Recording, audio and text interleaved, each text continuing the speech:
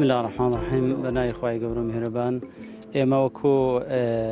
ئەنجومەنی هەریری کۆمەڵی دادگەری لە کوردستان هەستان بە ئێوارە کۆڕێکی خنزیرانە بۆ برای بەڕێز خۆشەویست بانخواز دکتۆر ئەحمەد سۆفی بۆ پێشوازی لە هاتنی مانجی پیرۆزی ڕەمەزان بۆ ئەوەی تەماشای خەڵک و دەوروبەر و جەماوەرەکەین خەڵکانێک سەرقاڵی سیاسەت و باری اقتصادی دوورکەوتنەوە لە تەمومژی نەخۆشی پێم خۆشە پێشەوەی ڕەمەزان بێ خۆمان ئامادە بکەین بۆ ئەوەی دڵ و دەروونمان ئاسوودە بکەین بە پەیوەست بە خوای گەورە بۆ ئەوەی خۆمان ئامادە بکەین و بۆ پێشوازی لەو مانگە بەڕێزە.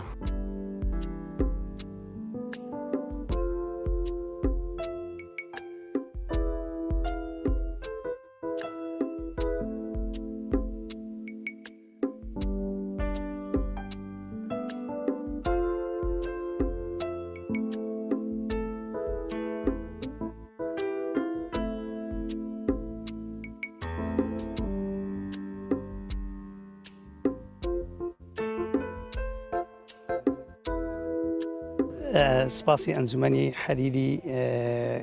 کۆمەڵی دادگەریەکەین سەر بە مەڵبەندی سۆرانەوە کە ئەوڕۆ ئەو بەهارە گەشتیان ڕێکخست و ئەم سیمیناریان ڕێکخست لەو شوێنە خۆش و سەرکەش و جوانەدا بۆ ئاگادارکردنەوەی برا خوشکانمان لەسەر مەسئلەی هاتنی ڕەمەزان پێشوازی لە مانجی ڕەمەزان و هەبوونی مامۆستایەکی باش و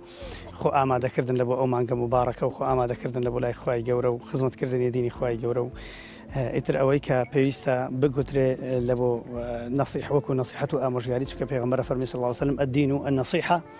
دین هەمووی ئامۆژگاریە قلنا لمن یا رسول الله گوتمان لە بۆ چێە پێغەمبەری خوا پێغەمبەر فەرمی صلی الله علیه وسلم لله ولرسوله ولأئمة المسلمين ولعامتهم فەرمووی دین ئامۆژگاریە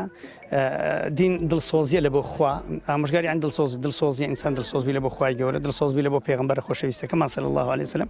وهروەها